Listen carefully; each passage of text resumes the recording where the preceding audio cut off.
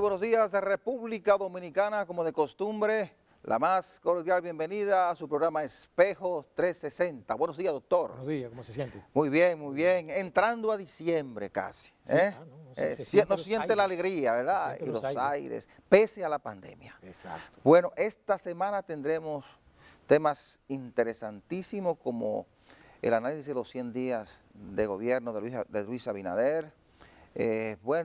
Terminó la tregua política, doctor. Correcto. Y un tema que está preocupando. Ya la deuda pública alcanzó el 66% del Producto Interno Bruto.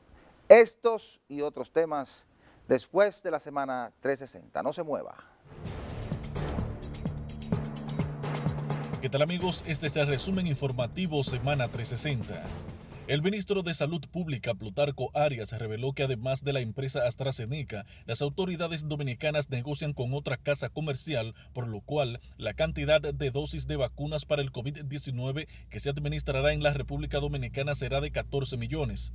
En ese sentido, Arias precisó que las autoridades inmunizarán alrededor de 7 millones de dominicanos, lo que significa que cada ciudadano necesitará 2 dosis de la vacuna. La representante residente del Programa de Naciones Unidas para el Desarrollo PNUD, Inca Matila, dijo que República Dominicana tiene el potencial para posicionarse como un destino seguro y confiable, diversificando su oferta, captando nuevos tipos de turistas y afianzándose como destino cultural, ecológico y sostenible, siendo el turismo un eje clave para una recuperación socioeconómica inclusiva y resiliente ante la crisis del COVID-19. El ministro de Economía, Planificación y Desarrollo, Miguel Seara Hatton, explicó que una parte de la población dominicana se ve impactada por la pobreza porque la economía crece mucho, pero explota y excluye a gran parte de las personas de los beneficios de ese incremento. Afirmó que el crecimiento del Producto Interno Bruto que ha registrado el país en las últimas décadas ha contribuido poco a mejorar la calidad de vida de la gente, asegurando que existe un gran retraso en ese sentido. El ministro de Agricultura, Limber Cruz, declaró que las relaciones comerciales y bilaterales con el vecino país de Haití son importantes para la República Dominicana, ya que es un mercado cautivo y que se puede aperturar más y aprovechar la cercanía y las facilidades de transporte y envío. Indicó que a su llegada al ministerio propuso realizar el mercado binacional con Haití todos los días de la semana, pero que para eso falta que haya una combinación de ambos países que lo hagan posible. Las autoridades de la Dirección General de Impuestos Internos implementan un plan de contingencia navideña de lucha contra la defraudación fiscal en el sector alcohol. Están colocando 183 auditores en unas 90 empresas del sector alcohol, tratando de controlar que lo que entre y salga cumpla con las normas de calidad y de trazabilidad que tienen esas empresas. La embajadora estadounidense en República Dominicana, Robin Weinstein, aseguró que Estados Unidos colaborará para mantenerse como un socio dentro de la visión del nuevo gobierno dominicano de crear más oportunidades para la inversión extranjera directa a través de reformas y legislación que faciliten la competencia de las empresas, la contratación pública y el fortalecimiento de las alianzas públicos-privadas. El presidente Donald Trump dijo que dejará la Casa Blanca si Joe Biden es confirmado oficialmente ganador de las elecciones estadounidenses, pero reiteró que podría no admitir la derrota. Trump emprendió un esfuerzo político y judicial sin precedentes para cuestionar los resultados de las elecciones y emprendió varias acciones legales carentes de sustento que fueron derribadas por tribunales de todo el país. La mayor parte de la gente en Inglaterra seguirá en fuertes restricciones a socialización y los negocios cuando concluya un confinamiento nacional la semana próxima, con bares y restaurantes cerrados en áreas en las que viven más de 20 millones de personas. El gobierno anunció el jueves los detalles de las medidas regionales en 3 niveles que estarán en vigor el 2 de diciembre. Solamente 3 áreas remotas y las islas, que en total suman una población de 700,000 personas, están en nivel más bajo, en el que bares y restaurantes abren casi normalmente y miembros de hogares diferentes pueden reunirse bajo techo. El Senado chileno aprobó el jueves pasado un proyecto de ley presentado por el gobierno para permitir un segundo retiro anticipado del 10% de los fondos de pensiones, luego de rechazar esta misma jornada una iniciativa similar presentada por el Parlamento de la oposición.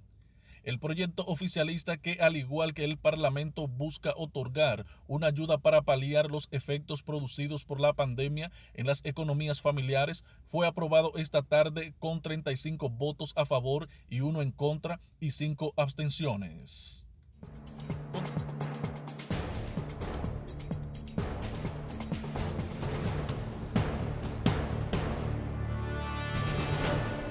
Esta semana que concluye, el gobierno del presidente Luis Abinader cumplió sus primeros 100 días de gestión.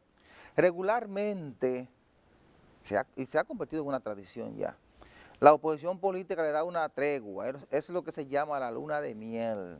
Es una tregua política que se le da a los nuevos gobiernos para comenzar a aplicar su programa de gobierno, a aplicar sus primeras medidas, ¿verdad? De manera tal que lo pueda hacer con cierta tranquilidad. Eso es un beneficio, lógicamente, que se le da a los nuevos presidentes para que, de hecho, puedan encaminar acciones tendentes a la solución de los problemas nacionales. Y es una forma de que la población no vea a los políticos de oposición como gente más preocupada por su interés particular que por el interés colectivo, porque realmente la población elige a un presidente para resolver los problemas nacionales, ¿verdad? Claro.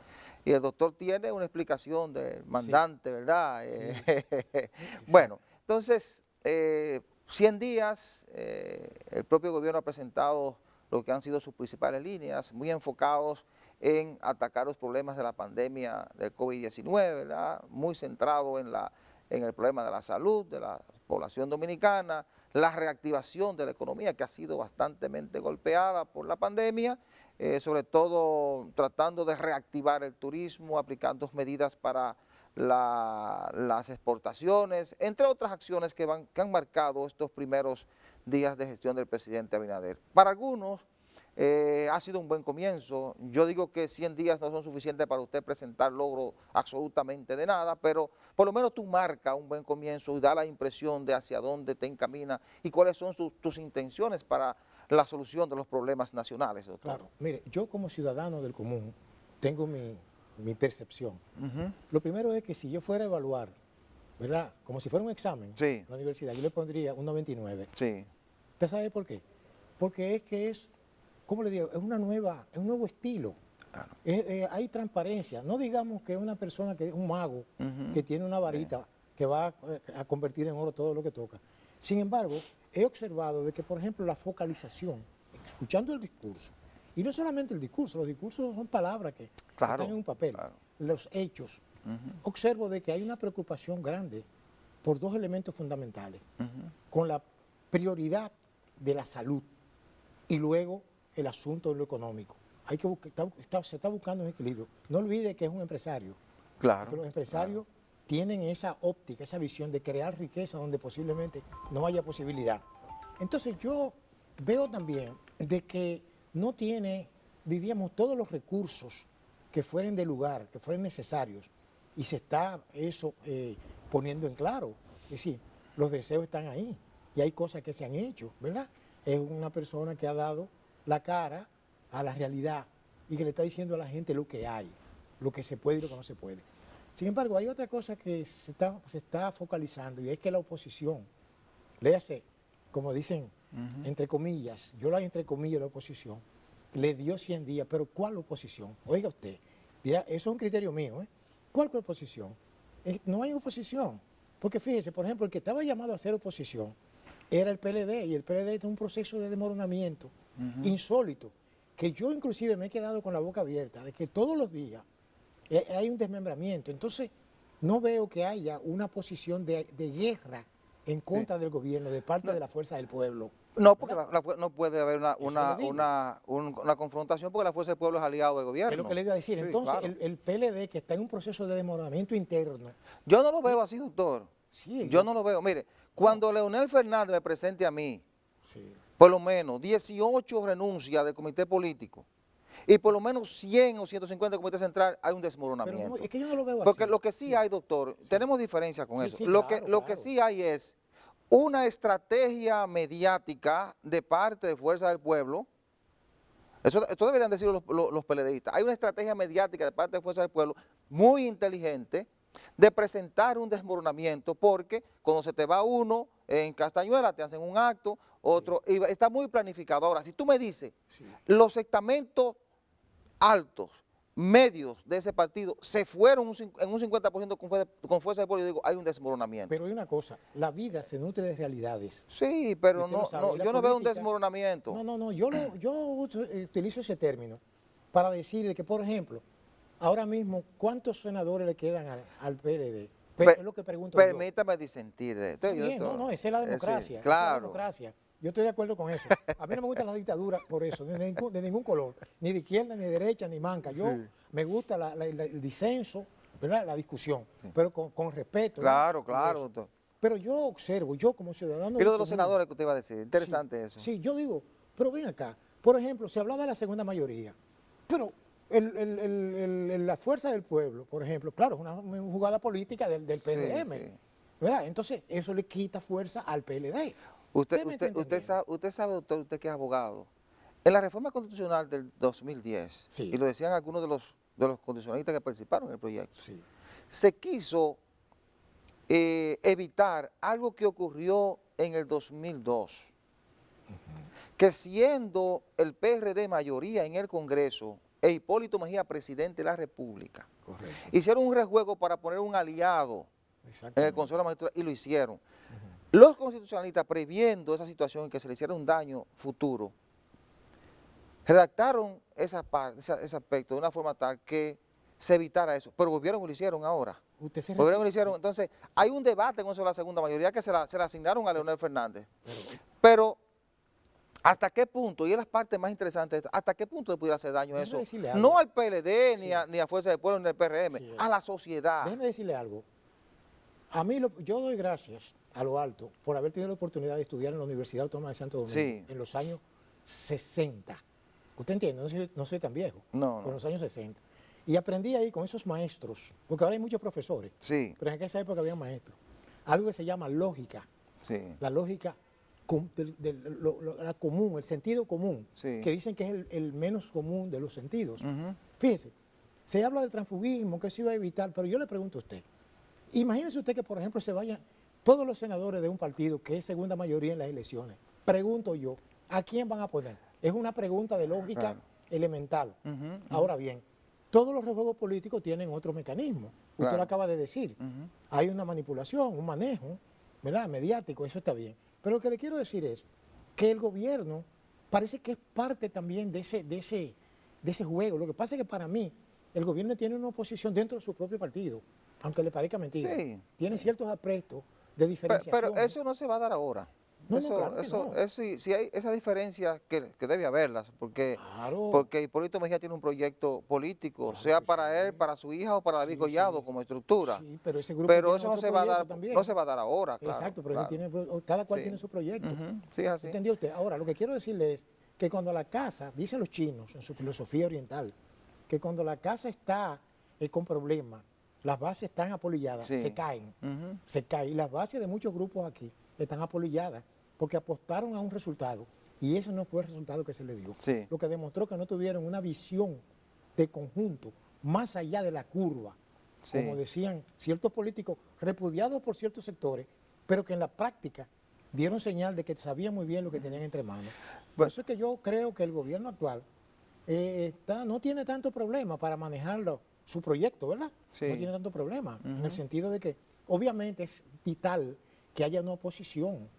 que así hay un equilibrio del No, poder. la oposición la va a tener. Claro. La va a tener. Por ejemplo, si usted observa, Leonel Fernández y las fuerzas del pueblo no han aceptado cargos en el gobierno. Pero sí están teniendo una cuota de poder sí, en organismos descentralizados, sí, como la Junta, se habla de que le van a dar defensor del pueblo, ya le dieron la segunda mayoría para tener un representante en el Consejo de la exactamente, eso es parte, Magistratura, claro. que incluso será motivo de debate y imagino que va a terminar en el Eso es como un pago de Constitucional. un favor político, ¿verdad? Bueno, Sí, bueno, dicen, se dicen otras cosas dicen, más, es claro, decir, incluso de proyectos a futuro, hacia exactamente. 2024. Pero todas esas son parte de esas negociaciones que se dan que el ciudadano común no lo entiende, pero el que está muy cercano a Sí, toda esa articulación que se da en torno a los políticos y a la sí. política, pues lo entiende. Déjeme decirle algo importante aquí también. Y es que aquí hay un proceso que le llaman los comunistas, que son los Sí. que estudian eso. Yo estudié la filosofía en mi Ujú. época de la universidad. Sí, Se llama dialéctica. La dialéctica es algo, lo que produce los cambios en todo. sí. Las cosas no son iguales. Usted no se Ujú, baña dos claro. veces en el mismo río. Ujú. Decía, creo que era Demócrito, ¿verdad? Sí. El famoso filósofo griego. Entonces, ¿qué pasa? Que aquí hay un proceso de cambio que no nos estamos dando cuenta, pero aquí hay una recomposición del ajedrez político. Todos estos Sí. dinosaurios que yo me considero, usted me está entendiendo, Sí. digo dinosaurios sin ánimo de ofender, lo digo porque ya hay gente que tiene tanto tiempo Sí, en la que pauta ya debe pública. darle paso a otro. Pero claro que sí, Claro. entonces hay un empuje. Por eso yo Sí. veo que en todos los grupos, en el PRM, en el PLD, en el PRD, Claro. en los demás grupos, en la misma izquierda, Sí. hay una renovación. Que de es natural, cada cierto tiempo se da ese proceso de Claro. cambio. Entonces, Y- por eso le digo que, por ejemplo, un partido como el PLD tiene demasiado gente, ¿verdad? Monjes de la antigüedad, Sí. oficiando ahí, ¿usted Ujú, entiende? sí. Qué cosas. No, la gente está cambiando. Sí. ¿Entendió? Y el país político. No, que y vive- ojalá ellos lo entiendan, porque están en un proceso de estoy transformación. diciendo. Tienen un Congreso como también lo tiene Fuerza del Pueblo. Claro. Ojalá lo puedan entender y avanzar Pero hacia darle ese paso, aspecto. no es que le van a decir, mira, tú ocupas mi lugar. Sí. Eso no es así. Pero hay una juventud ahí en esos partidos Sí. que está, como le diga yo, empujando, ¿verdad? Ujú. Para ocupar un espacio. Bueno, ciertamente estos primeros 100 días son muy bien valorados por el empresariado nacional. Ven una buena ruta marcada por el gobierno del presidente Luis Abinader. Ojalá que pueda seguir enfrentando los problemas nacionales al nivel de las expectativas que le creó a la sociedad dominicana al punto que le dio el triunfo con más del 50% de los votos emitidos en las elecciones del 5 de julio pasado.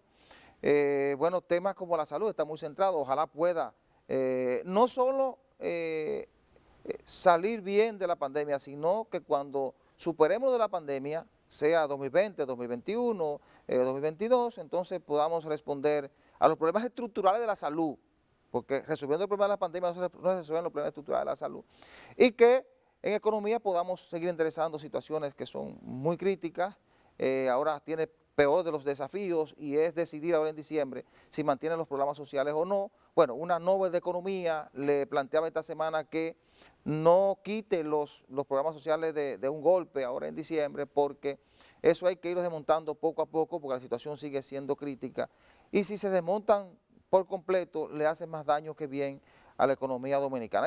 Hay otros temas interesantes, por ejemplo, la transparencia y la corrupción, que es la principal demanda de la sociedad dominicana y que fue lo que realmente le dio el triunfo al presidente Luis Abinader. Es una demanda que está pendiente, independientemente de que el presidente pregona en cada escenario de que tiene una justicia independiente, que no es así. El presidente tiene la intención de un Ministerio Público independiente, para eso nombró a personas ahí con las calidades necesarias.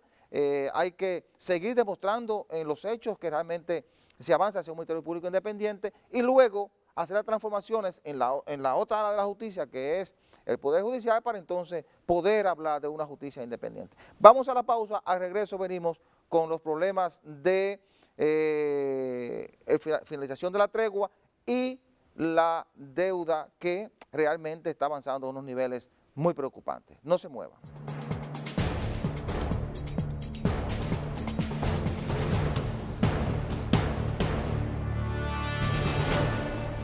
Obviamente, dentro de las dificultades que confronta el actual gobierno, y en este breve lapso, ¿verdad? Sí. Que son 100 días, está de que los factores que produjeron esas dificultades son los que están supuestamente llamados a oponerse a él. De ahí viene que encuentra, por ejemplo, una deuda externa terrible, ¿verdad? Que déjeme decirle algo importante. yo siempre me apelo a la historia para saber el origen de los problemas de hoy. Ujú. Y es que a raíz de la muerte de Trujillo, la caída del régimen, la deuda externa era al revés. A nosotros nos debían 60 millones de dólares, producto de las sanciones que hubo en ese entonces en contra del régimen para presionar su caída. Eso hablaba, recuerdo yo cuando siendo muchacho, que la presión era esa, de que se levantaran las sanciones. Sin embargo, la OEA creo que estaba envuelta en eso. Le levantaron las sanciones cuando llegó el gobierno de Bosch, y al gobierno de Bosch fue que le pagaron. Yo eso lo vi en mis estudios universitarios, vi esa historia. Resulta que después de ahí llega Balaguer al poder, y Balaguer, aunque endeudó, pero no así. Usted se pone a buscar los numeritos, ¿verdad? El historial financiero, y se da cuenta que cuando Balaguer salió del poder, el dólar estaba, creo que era unos 3 por 1, una cosa así. Entonces quiere decir que cuando llegan los nuevos incumbentes al poder, para no llamar a nadie por su nombre, todo el mundo sabe a quiénes me refiero, incluyendo gente que ahora también está dentro del poder. Óigame, esa deuda empezó a crecer de una manera, diríamos, exponencial, a tal punto de que incluso el mismo Fondo Monetario llegó a aconsejar de que no era, diríamos, saludable para la economía pasar de un 40%, creo, de la relación entre el Producto Interno Bruto y el nivel de deuda. Y estamos ahora en un 66. Óigame, entonces quiere decir, hasta recuerdo yo que el pasado presidente dijo, bueno, yo no sé cómo se va a hacer el presidente que venga, y él preveía lo que venía, porque se dedicaron a un festival de préstamo, gasto, señores. Y seguimos en el mismo festival, Claro. sin alternativa de no hacerlo, Pero le estoy diciendo. porque en el tiempo de la pandemia se han Sí. tomado 8.000 millones de dólares ¿Pero qué le estoy prestados. diciendo? Y hay proyectado Sí. en el presupuesto nuevo Correcto. 300.000 y pico de millones de pesos en Está deuda. bien, pero lo que quiero decirle es de dónde viene ese mal. O sea, ahora... Terrible. Algunos reclaman, no, que las obras que dice el gobierno, que son un logro de él, son de nosotros. Sí, si los logros son de ustedes, entonces también el desastre, ¿usted me está entendiendo? Es de ustedes. Porque es lo que le quiero decir, hermano, o sea, lamentablemente que no es tiempo de estarse quejando, es tiempo de que los que están ahí, como usted dijo a la introducción de su comentario, se dediquen a resolver los problemas, ¿verdad? Y la gente que quiere a este país, el que ama este país, tiene que entender que debe prestar la mayor colaboración posible, sin que esto le quite sus ideas, ¿verdad? Mire, doctor, usted citaba la forma en que manejó el régimen, ¿verdad? Sí. Que incluso se llegó a pagar la deuda, no debíamos. Aunque lo critican, pero citaba cómo Balaguer, ¿verdad?, se manejó. Ahora, hay una diferencia muy elevada porque eran sociedades muy distintas. No, claro. Se podía manejar de una forma diferente.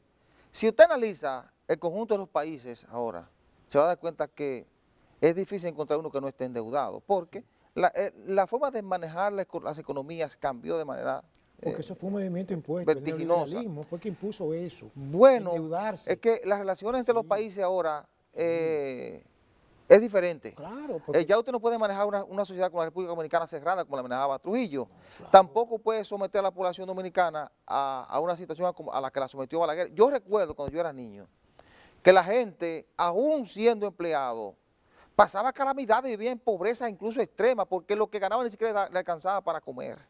Oiga eso lo recuerdo yo todavía de mi niñez. Sí. Es decir, un nivel de restricciones. Ahora, lo que sí es cierto es que los gobiernos no pueden abusar. Exacto. Usted tiene que manejar el nivel de endeudamiento hasta un punto que le permita a usted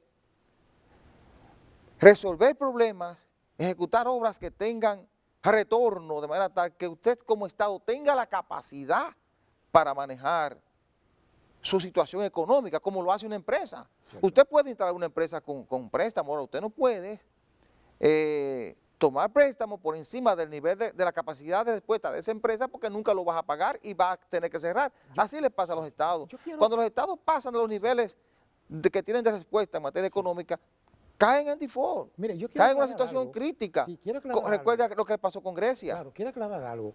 Y es que yo no estoy diciendo que el régimen tal o cual fue excelente, no.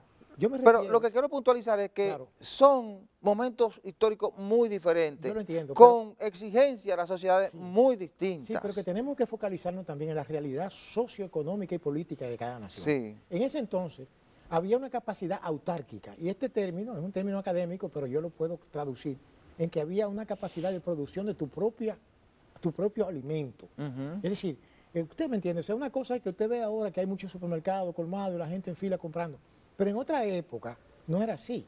La economía era, yo sé que era más atrasada. Sí, porque eran 4 personas en un Sí, país. pero es que es lo mismo, o sea, la relatividad. Observe que en cada casa, y yo creo que es una herencia española, en cada casa en los campos usted encuentra la casa y un pedazo de tierra donde producían los alimentos. Porque eso se llama autarquía. Pero la sociedad ya no puede manejar así. Claro que no, porque ya hubo un cambio, lo entendemos. Sí. Pero entonces, en medio de ese cambio viene ese endeudamiento. Cierto, pero que a veces hay que recurrir para poder enfrentar situaciones. Pero que eso trae también lo que no se debe es abusar. Pero oye una cosa, eso trae otros males. Sí. Por ejemplo, conjuntamente con ese supuesto desarrollo económico que sumen la pobreza a la clase más depauperada, nacen los aspectos delictivos.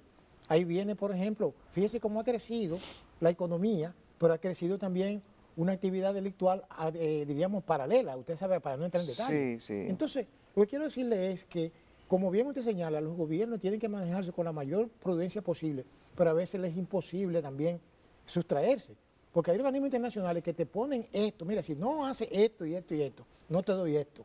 Entonces te bloquean. Inclusive el asunto del sistema neoliberal de la economía destruyó el aparato productivo de todas las naciones, ¿verdad? Yo entiendo que debemos modernizarnos, es verdad, porque no podemos vivir a la espalda de la realidad, pero tampoco quiere decir que nadie está obligado a suicidarse desde el punto de vista económico. Lo que hay que hacer es una combinación, doctor. Efectivamente. Hay que hacer una combinación. Por ejemplo, el presupuesto nacional o el proyecto de presupuesto sometido este año Sí. Es de 1.037.000 millones. Exacto. Entonces, O sea, 1.000 millones de millones, ¿verdad? sí. Más, sí. Entonces, ¿qué ocurre? Es un presupuesto que tiene un déficit de 300.000 y pico de millones, porque usted va a tener que buscarlo. Exacto. Con préstamos e incluso vender activos. Ese presupuesto tiene un acápite que dice que necesitan vender activos del Estado por 87.000 millones de pesos. Exacto. Para completar. Entonces, quizás en este momento usted no le pueda pedir al gobierno, mira, baja el presupuesto. Lo que quiero decir es que hay que ir pensando en que esos presupuestos no pueden ser tan abultados, estoy hablando a futuro, ¿verdad? Tan abultados, sino que sean presupuestos realistas, y usted lo ha planteado aquí en varias ocasiones. Exacto. Es decir, óyeme, si nosotros no podemos tener un presupuesto de 1 billón de dólares, no haga un presupuesto de 1 billón, Claro. haga un presupuesto de 750.000 millones de pesos que tú sabes que lo vas a recaudar, o no haga ese déficit tan elevado, no lo lleve a 300.000 y pico de millones, llévalo a 50.000 millones, que quizás tu economía puede responder. Entonces, hasta que tú tengas la capacidad de ir incrementando ese presupuesto. Yo no se lo estoy siguiendo a este gobierno, porque yo sé que la situación de pandemia y la crisis que hay que enfrentar, la que se ha enfrentado y la que hay que enfrentar todavía, porque ahora viene lo peor, viene la crisis económica de mucha gente que está en paro, gente que perdió sus empleos, gente que está suspendida y gente que está buscando empleo desde antes de la pandemia y no lo va a encontrar, que tú tienes que asistirla. Yo no le estoy pidiendo que lo haga en este momento, pero que pensemos en que ese es un asunto en que hay que cambiarlo, quizás a partir del año 2022, por lo menos. Con los presupuestos pasa igual que con las tarjetas de crédito. Si usted, por ejemplo, en un banco, una institución financiera, le da una tarjeta de crédito, es porque usted tiene una capacidad de pago que usted le demostró, y que ellos se la dan en base a ese nivel que usted tiene de pago. El presupuesto. Pero se puede convertir en un gancho. Pero perdóneme, no. Porque, por ejemplo, usted va al mercado internacional, usted consigue préstamos, porque la economía dominicana estaba demostrando que tiene la capacidad para eso. El presupuesto interno de aquí, que el presupuesto, como mucha gente piensa que es como una especie de vara mágica, que lo que toque, no. El presupuesto tiene que estar apoyado por una ley de ingresos, en la cual, ¿de dónde va a salir ese dinero? Usted no puede tener un gasto, dice la misma técnica, ¿verdad? Y la mismo, creo que el mismo texto constitucional, si usted no tiene de dónde va a salir ese dinero para usted hacer ese pago. Entonces quiere decir que es como el cabeza de familia. Usted tiene una familia con unos ingresos, 60.000 pesos al mes, pero usted no se puede dar el lujo de hacer compromiso por 80. ¿Y dónde va a conseguir los 20.000? ¿Usted me está entendiendo? Lo va a coger al módico 20. Entonces Entonces lo que le quiero decir es que es una cuestión de recomposición, ¿verdad? De criterio, de economía, de apretarse el cinturón, porque estamos en una época de crisis, ¿verdad? Estuvimos en el periodo de las 7 vacas gordas, como dice la Biblia. Ahora estamos entrando a de las vacas flacas.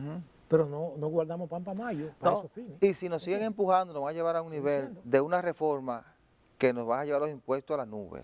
Bueno. E incluso nos van a gravar bienes que no están grabados. Usted verá. Y además otra cosa, que hay mucha gente aquí que no paga impuestos. Claro, aquí hay una evasión enorme de impuestos. Bueno. Y gente que no siente la presión fiscal. Sí. Ganan mucho dinero, pero pagan poco. Sí.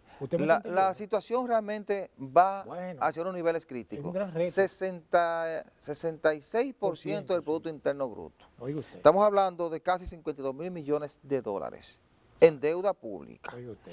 Entonces, solo de enero a septiembre nos endeudamos 8.207 millones. Y ahí no hemos incluido octubre, noviembre y diciembre. Entre octubre, noviembre y diciembre, en ese congreso se han aprobado cerca de 3.000 y pico de millones de dólares, que hay que agregárselo a eso. Entonces, es como decía un economista, que proyectado al 2021, ese porcentaje del PIB se va a elevar por 70, 70 y pico, claro, que es peligroso. Y además, solo para deuda, cerca del 35% de los ingresos se deberá destinar al pago. Oiga, qué peligroso. Cuando usted, cerca del 35% usted lo va a destinar al pago. De esos 730.000 y pico de millones que se proyecta que se va a ingresar, usted va a destinar el 35% para el pago de deuda. Es decir, estamos llegando a un nivel en que es como para sentarse a reflexionar y buscar algún tipo de salida. Por ejemplo, dentro de esa reflexión está de que hay muchos pagos aquí que no tienen razón de ser. Por ejemplo, está el caso del famoso peaje sombra, ¿verdad? Que eso ya lo trataremos más adelante, ¿verdad? Sí. Pero ahí hay unos pagos que no deberían estarse haciendo, porque ya el país ha pagado como 3 o 4 veces el costo de esa obra. Eso es lo de menos. Hay muchos pagos que hay que ir eliminando y exenciones, así es. Vamos a la pausa. Claro. El caso Odebrecht, que es el escándalo de corrupción más grande de los últimos años, que ha afectado a muchos países de América Latina, es un caso que a medida que avanza en República Dominicana se va a tornar muy interesante y le va a dejar claro a la población dominicana que hubo un manejo para salvar gente de diferentes colores políticos. Un manejo que va a dificultar un poco el avance de ese proceso judicial. Por ejemplo, esta semana le tocó declarar a 4 de los imputados, ¿verdad? 4 de los 6 que fueron a juicio. En principio era una gran cantidad de personas, pero mandaron creo que 14, y de esos 14 sacaron en la ruta, en instrucción, en la Suprema, sacaron del expediente a 9, ¿verdad? 9, 8 sacaron del expediente, quedaron 6. De un expediente tan grueso, producto de una estructura de corrupción que se comenzó a implementar en el año 2002, hasta que estalló el caso en el 2018-19. Entonces terminaron 6 en el expediente. Cuando todo el mundo sabe que era una estructura de corrupción que operaba incluso desde República Dominicana, tenía gente claves en República Dominicana, y que para lograr el nivel de incidencia que tenía Odebrecht en el manejo de obras en los pasados gobiernos, había que destinar muchos recursos para sensibilizar a gente dentro del Ejecutivo, dentro del Judicial, del Legislativo y en otras instancias. Pero terminaron 6 en ese expediente. Bueno, esta semana decía Rondón que a él le plantearon un acuerdo para implicar a gente del PRM, que son ahora la gente que gobierna, ¿verdad? Y entre otras tantas cosas dijo que Marco Vasconcelos Cruz, que era el representante de Odebrecht aquí, lo dejaron salir para que no cayera el gobierno de turno y para que no sucumbiera el sistema político nacional. Recuerdo, doctor, que yo había dicho aquí que ese expediente, el expediente en el caso de Odebrecht en República Dominicana, no resistía una investigación seria. Y yo no sé si las actuales autoridades están en capacidad de hacer una investigación seria del caso por el nivel de políticos que involucra de todos los partidos o de la gran mayoría de los partidos políticos de la República Pero Dominicana. déjame aclararle algo, pero que usted no fue el único que se refirió a eso. No, yo sé que no, Oiga, yo sé que recuerde no. que yo le planteé claro aquí hace mucho tiempo Sí, que si ese caso en este país no había una capacidad de investigación instalada ni de juicio, ni de jugar. ni tampoco el interés. Exacto. ¿Por qué razón? Eso me recuerda a mí, cuando yo estaba joven, en los años 70, una película muy famosa llamada The Thomas Crown Affair, o sea, Sociedad para el Crimen. O sea, el Estado Dominicano se convirtió en una especie de asociación para el crimen, porque hay una complicidad generalizada. Y ahora es que se complica ese expediente de Odebrecht. Sí, pero Oye, déjame aclararle. ahora es que se complica, Sí, pero déjame aclararle. Eh, Es que aquí ahora es que se complica. nosotros creemos como que la gente que nos ve desde afuera cree que están esperando algo que vaya a suceder aquí. Y ellos se ríen, una risa, digamos, sarónica, porque saben que aquí ni siquiera la justicia que se llama, recuerdo que, claro aquí, que justicia no es ministerio público. No, Eso es un mecanismo de persecución claro. que lleva a la justicia a que juzgue. Entonces yo le pregunto a usted, un caso que provocó hasta suicidios de presidentes destituidos, presidentes que renunciaron, le hablo de presidentes porque es la más alta instancia, para no hablarle de otros casos, que causó un terremoto político a nivel de América Latina, inclusive le hizo un guiño a Estados Unidos. Allí no explotó algo en Estados Unidos, porque allí no se permite mucho eso de usted estar con los picoteos, de que me dieron mi comisión por aquí porque caen presos. ¿Usted está entendiendo? Sin embargo, Estados Unidos sí tenía el derecho a introducir las cosas de Odebrecht porque ellos cotizan en la bolsa de valores. Claro. Entonces la ley de inversión extranjera norteamericana es muy celosa con ellos. Bueno, tan pronto comenzaron a cotizar en Wall Street, Sí, estalló el caso. le estoy diciendo. Entonces, en este paísito nuestro, no digo paísito porque yo amo mi país es grande desde el punto de vista de la capacidad de resiliencia que tenemos los dominicanos, que hemos sufrido tantas cosas en estos casi 2 siglos de república, de todo, invasiones, tropa militar extranjera, venta de la nacionalidad, de todo, y todavía sobrevivimos. Óigame, yo digo lo siguiente, siempre lo afirmé, no va a pasar nada, no va a pasar nada, porque por lo siguiente, yo soy abogado, o era abogado, no sé si ya yo es correcto que diga eso, porque las cosas han cambiado tanto. No, usted es un jurista ya. Quizá ni eso, porque ya hasta eso lo cambiaron. Pero déjeme decirle algo, es que yo tenía entendido, desde mi alfabetización como abogado, es decir, desde mi primer año en la universidad, hasta hoy, 45, 46 años después, siempre oí decir que la ley es igual para todos y que si, por ejemplo, se va a aplicar la ley, Es un en este eufemismo, caso, todo eso, se ¿no? supone que ahí deberían estar todos, no 6 personas, ahí debería haber dado por lo menos 200 o 300 personas involucradas, inclusive Mínimo. estamentos de la alta sociedad aquí, Claro. que fueron tocados por Porque ese no dinero. son solo políticos, No, pero le estoy hablando. también hay empresarios. Ellos no me vengan con cuentos. Así Mire, es. aquí es como dice los guaraguaos, ¿se acuerda? Aquel famoso Sí. conjunto venezolano de 7 días Sí. con el pueblo. Los Sí. más viejitos saben de qué estoy hablando. Que decía, la policía es muy eficiente cuando se trata de los pobres. Doctor, pero- y eso yo lo aplico ahí. Pero prepárese para que vea bien la película, Sí. porque esto apenas comienza. Bueno, Por ejemplo, después de todo eso que dijo Rondón, porque es que no van a tratar de irse solos, van a tratar de Claro. yo no sé, por los mecanismos jurídicos si todavía puedan llamar gente, pero, por ejemplo, después de que Rondón planteó eso, el Ministerio Público, que es el mismo que actuó ante la Suprema, Sí, correcto. sí, porque siguen ahí, el Ministerio Público dijo, sí, nosotros no tememos a llamar a Marco Vasconcelos Cruz. El mismo que defendió el expediente con el procurador Jean Alain Rodríguez es el que está ahora llevando la acción también ahí en implementación porque fue nombrado ese Sí. fiscal. Entonces, dice, nosotros no tenemos miedo, ningún temor, perdón, de llamar a Marco Vasconcelos Cruz. Pero, Cuando planteó ante el tribunal que llamaran a Vasconcelos, Sí. 5 de los 6 imputados dijeron, no, magistrado, y pidieron que no. Y entonces el tribunal desistió Pero de eso, doctor. eso es, para que usted vea, esos doctor. son mecanismos procesales que los abogados Bueno, utilizamos. pero yo lo pudiera interpretar como una preocupación de esta gente a que también ese señor venga. Pero, señores, pero es que yo digo que es que donde no hay voluntad no hay acción. Sí. Señores, aquí tuvimos un Ministerio Público que se jactaba de ser el gran, ¿verdad?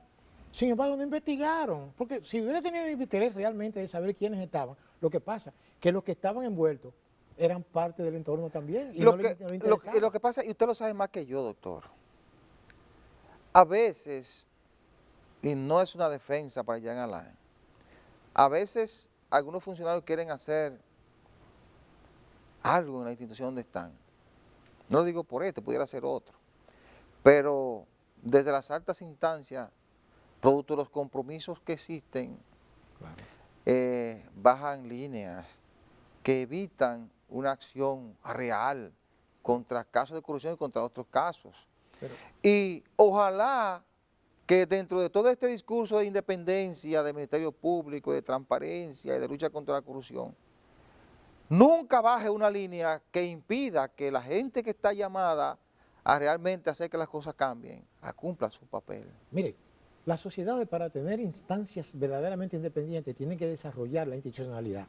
Sí. Nuestro país no tenemos una tradición de institucionalidad. Bueno, porque pues siempre- entonces a nosotros Sí. nos están hablando mentiras y nos están engañando, Bueno, sí, porque mientras no exista eso no podemos hablar de ninguna independencia. Recuerde, ¿Oyó? exacto. Y sí. por eso usted está observando que el Congreso Nacional está actuando igual, sin ninguna, diciendo. sin ninguna diferencia a lo que se decía en el pasado. Por eso es que hay un refrán sabio del Es decir, pueblo no hay sabio. ningún cambio. Claro, el pueblo sabio dice, de buenas intenciones están pavimentados los caminos al infierno. El presidente está marcando distancia, de decir, bueno, yo no manejo eso. Cuando él habla de independencia, yo lo interpreto, como dice, yo no bajo línea, Sí. que diga, mira, a este sí, a aquel no. Sí, doctor. Eso es otra cosa doctor, diferente a lo que usted está sí, diciendo. doctor. ¿Usted entiende? Sí. ¿Usted sabe por dónde yo Pero ando, esto apenas comienza. Lo que le digo. Esto apenas comienza.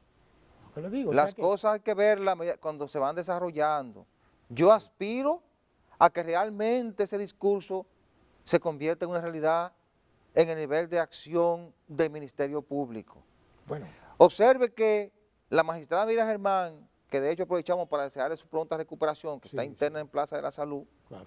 por un problema de una infección urinaria que se le complicó por una condición de diabetes e hipertensión que tiene. Pero en buenas manos está el pandero. o sea, Sí, está- en buenas manos está el pandero, Claro, ya- pero observe que ella se quedó en un momento de que le habían reducido el presupuesto. sí, Y esa para mí fue una mala señal, porque si usted quiere independencia, dele los mecanismos económicos que necesita esa instancia para operar con la independencia que necesita. ¿Verdad? Sí, sí, claro que Entonces, ojalá que a medida que lo vayamos desarrollando, no baje ninguna línea que saque de su estructura, de su estrategia de acción al Ministerio Público para que realmente se le pueda dar la satisfacción a la sociedad dominicana de un cambio en materia de lucha contra la corrupción y en favor de la transparencia. Vamos a la pausa, retornamos en breve. Hay un anuncio de la Superintendencia de Banco que ha sido recibido con agrado. ¿Por qué razón? Porque las personas que tenían, por ejemplo, diríamos que habían cometido algún desliz, vamos a decir así, ¿verdad? Sí. Tuvieron que enfrentar la justicia y quedaron registrados como con un antecedente penal, digamos. Ujú. Bueno, si pagaron su deuda con la sociedad, a mi modo de ver, merecen la oportunidad de reinsertarse. Y una de las formas para reinsertarse es que tenga la posibilidad de conseguir un empleo, ¿verdad? Para ir por el camino correcto, porque si le cierran la puerta, lo que están diciendo es, vuelve a las andanzas, ¿verdad? Sí. Anteriores. Entonces había un problema también que no le abrían cuenta en un banco, que no le permitían tener una tarjeta de crédito. Y yo entiendo de que esa decisión de la superintendencia, que está siendo refrendada por el sistema bancario, yo la veo plausible, porque no todo es cuestión negativa, ¿verdad? Sí. Creo yo. Pero mire qué interesante, doctor. La Superintendencia de Bancos emite una resolución, la 029-20, Correcto. para la creación de cuentas de ahorro nómina inclusiva. inclusive. Eso tiene una trascendencia extraordinaria porque ya, a menos que usted se dedique a criar gallinas, Sí. cerdo, a venderla, Que conseguir es lo ideal. 200 pesos y Es gastarlo, lo ideal. o conseguir 200 pesos y gastarlo, Sí. usted no vive porque las empresas todas, las instituciones, para pagarle ya le aperturan una cuenta. Efectivamente. Entonces, para usted poder reinsertarse en la sociedad necesita que les reconozcan por lo menos ese derecho de aperturar una cuenta. Es un Entonces, derecho natural, sí. Alejandro Fernández, economista, ahora dirige la superintendencia de bancos, estaba muy preocupado por eso, porque en una ocasión él caminando en el Mirador Sur se le acercó una persona que había tenido problemas con la ley y dijo, yo necesito ver de qué manera se puede resolver este problema de que si usted ha tenido un problema con la justicia en un momento, si ha delinquido, qué sé yo, si tiene problemas con la ley, a usted se le prohíbe tener una cuenta de ahorro o una cuenta de cobro. Eso lo que hace es que provoca que la gente se sienta atada y que quizás lo puede llevar de nuevo a delinquir. Entonces, se emitió esa resolución y qué bueno, como usted decía, que Sí. el sistema financiero lo está acogiendo. Claro. Bueno, lógicamente tiene sus límites, Claro. porque dice, doctor, antes de que usted intervenga, dice que Sí. no pueden no pueden recibir depósitos por un monto superior a 45,000 pesos durante un periodo de 30 días y podrán recibir todos los montos necesarios si son pagos de nómina, si está trabajando la persona, pero se le está dando la oportunidad Claro. de reinsertarse, Sí, ¿verdad? pero déjeme aclararle algo, que aquí también hay una práctica negativa que atenta con el derecho de cada persona. Sí, Y es que se incluye ahí también, se incluía, ¿verdad?, en esa restricción a los que estaban sub judice, es decir, los que estaban siendo procesados.